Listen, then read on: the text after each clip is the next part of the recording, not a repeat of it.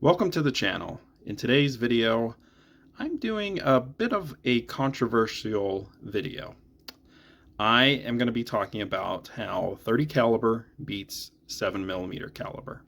Now the two cartridges I have in front of me, on the left is the 308 Winchester, on the right is the 7mm08 Remington. And if I had to pick between these two, hands down, I'd pick the 7mm08 Remington.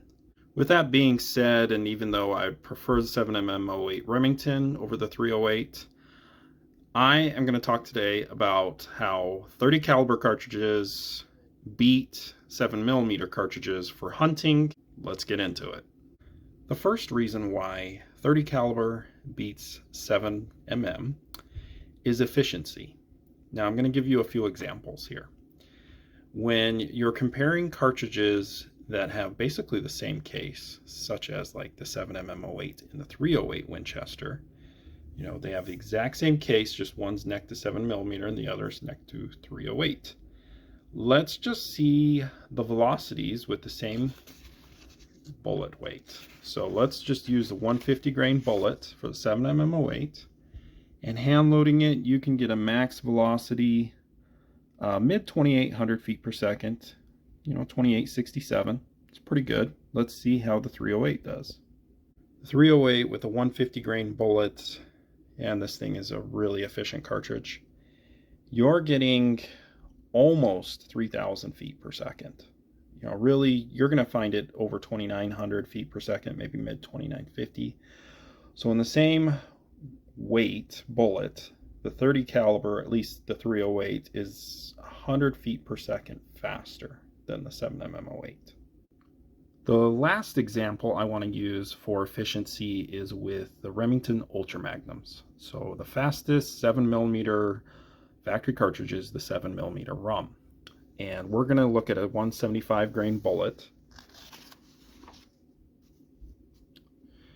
And Nosler says you can get this going mid 3100 feet per second. I suspect you could probably get 3200 at least. This seems a little slow, but let's see how it compares to the 300 RUM. Looking at the 300 Remington Ultra Mag with the 175 180 grain bullet, and this thing is really moving. In fact, mid 3300 feet per second. So according to the books, it's 200 feet per second faster. Now there's a couple reasons for this. In defense of 7mm, the bullets are going to be longer in the 7mm because it's a smaller diameter bullet, and to match that same weight, it's going to have to be a longer bullet. So it is going to be a sleeker, higher BC bullet for what it's worth. The last example I want to use for efficiency is with the Remington Ultra Magnums. So the fastest 7mm factory cartridge is the 7mm RUM, for what it's worth. The next point I wanted to make with 30 caliber beating 7mm is versatility. Now, what do I mean by versatility? First off, I want to talk about how in 30 caliber you can shoot a small bullet as a 110 grain bullet, and you can shoot with a 1 in 10 twist all the way up to a 220 grain bullet. So there's just so many different bullet options with so many different weights that not a lot of calibers can really match 30 caliber. Now 7mm is not bad, but it certainly can't shoot as many different bullets. The next thing I wanted to talk about is the twist rate that are in hunting factory rifles. The vast majority of 30 caliber cartridges, with maybe the exception to the 308 Winchester, come with a 1 in 10 twist, which is plenty fast enough to be able to stabilize bullets as small as 110 up to around 220 grains. And so you can shoot the really stubby bullets fast, and you can shoot some really high BC bullets. Let me get to them. Say like the 220 grain ELDX. I would say that's about its limit with a 1 in 10 twist. 212 grain, it should shoot those very well. It should stabilize those very well. The 7mm Remington Magnum, one of the most popular magnums out there for really good reasons. It's just a great do-it-all cartridge. So what kind of holds back 7mm? It's that twist rate. Now, most 7mm Rem mags are going to come in a 1 and a 9.5 twist, maybe even a 1 and 10. And that kind of limits you on your bullets. So as you can see, some of the smallest bolts you can shoot from Hornady is a 120. And with a 1 and 9.5 twist, the biggest bullet you're really going to be able to shoot is this 162 grain. Which, don't get me wrong, extremely high BC, super flat shooting, but you definitely wouldn't be able to shoot the 175 and bigger bullets. So that's one of the bigger issues. Now, the newer 28 Nosler and some of the newer 7mm cartridges are coming with 1 and 9 or faster twist rates, so you can shoot these really high BC bullets. But the vast majority of hunting rifles are going to be in 1 and 10 or 1 and 9.5. Next, let's talk ammo availability. This is certainly the case since the pandemic, but you should be able to find 30 caliber cartridges much easier than 7mm. Specifically, 308 Winchester and 30-06 are a lot easier to find than 7mm 08 Remington and 7mm Remington Magnum. Also, as a reloader, I've been able to find 30 caliber bullets much easier than 7mm sheer power bullets.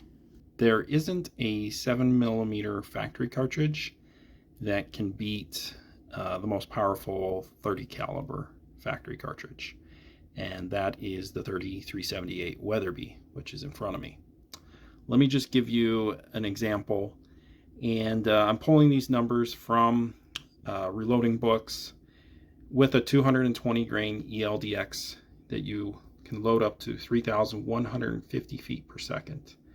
Muzzle energy is at 4,848 foot-pounds. It's ridiculous. It's also a pretty high BC bullet, and so that energy retention is pretty darn good. In fact, you don't hit 1,500 foot-pounds of energy until you're almost at 1,100 yards. So you're right around 1,075 yards. Now let's compare that to an absolute scorcher of a cartridge, the 28 Nosler. Using a 175 grain ELDX, which actually has a higher BC than the 220 grain ELDX in the 30 caliber, and even a faster muzzle velocity of 3,200 feet per second, the energy, well, it's almost 900 foot-pounds less, and you can take this out to about 950 yards until you hit 1,500 foot-pounds of energy. So yeah, the 30 caliber, just all around, is going to be a more powerful cartridge. To wrap things up, I just want to say thank you for making it this far in the video. You're either really big 30 caliber fans, or you're a big 7mm fan that's writing a really long comment to basically scold me for putting down the 7mm, which that's really not the purpose of this video. I was just doing it for fun, trying to see if I could find or do some sound reasoning behind whether the 30 caliber really does beat 7mm. I think it barely does. You really can't go wrong with either one. I really love the 7mm 08. I definitely like it more than a 308, and there's more 7mm cartridges I really want to try too. But thank you so much for watching. Feel free to leave comments. They can be negative or positive. Let me know what you think. Have a great day.